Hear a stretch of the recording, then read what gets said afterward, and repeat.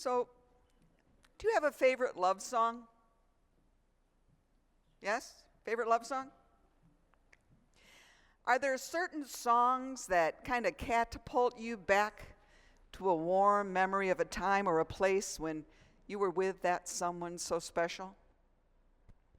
Are there lyrics or a melody that reminds you of being so much in love that you couldn't even eat or sleep? Were you about 13? No, just kidding. According to Google, it's estimated that over 100 million love songs have been recorded. And a study from 2019 found that 67% of the top 40 songs between 1960 and 2010 referenced love and relationship. It should come to no surprise to hear that "Can't Help Falling in Love" by Elvis, wise men say, right, is one of the most popular first dance songs played at weddings. Other popular first dance songs include "Lover" by Taylor Swift, "You're Still the One" by Shania Twain, and of course, Etta James' classic, "At Last."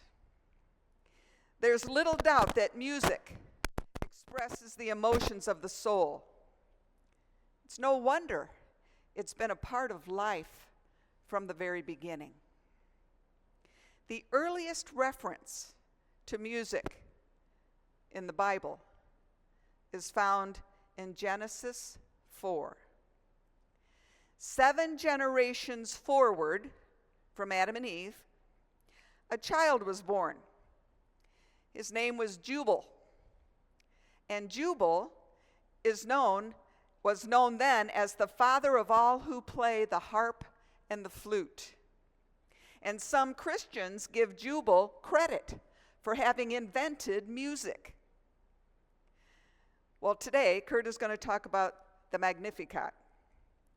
Found in Luke, it is Mary's love song to the father of her child.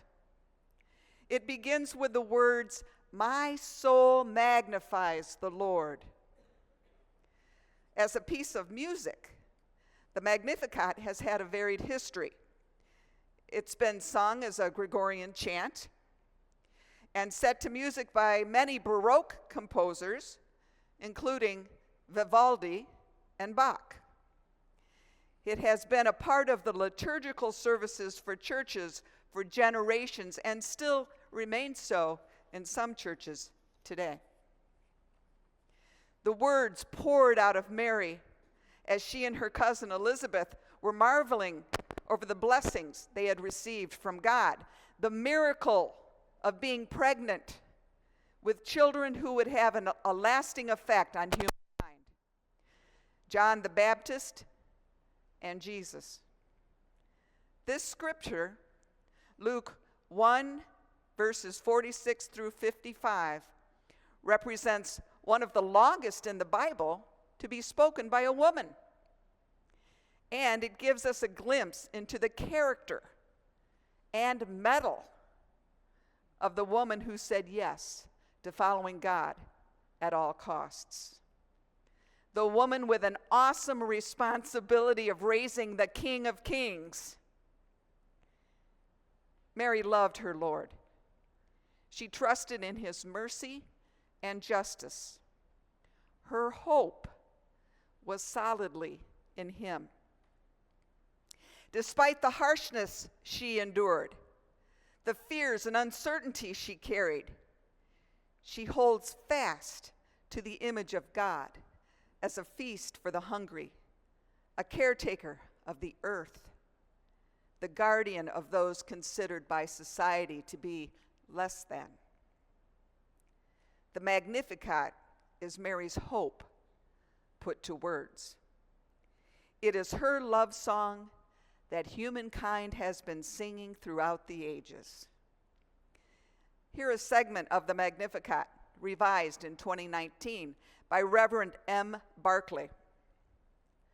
God is a companion in loss, a deliverer from evil, a lover whose touch restores. This is a promise made to my ancestors, to me, to all the creatures and creations, now and yet coming. And in this promise, I find my strength. Come, great healer, and be with us. Welcome to worship. We're so glad you're here.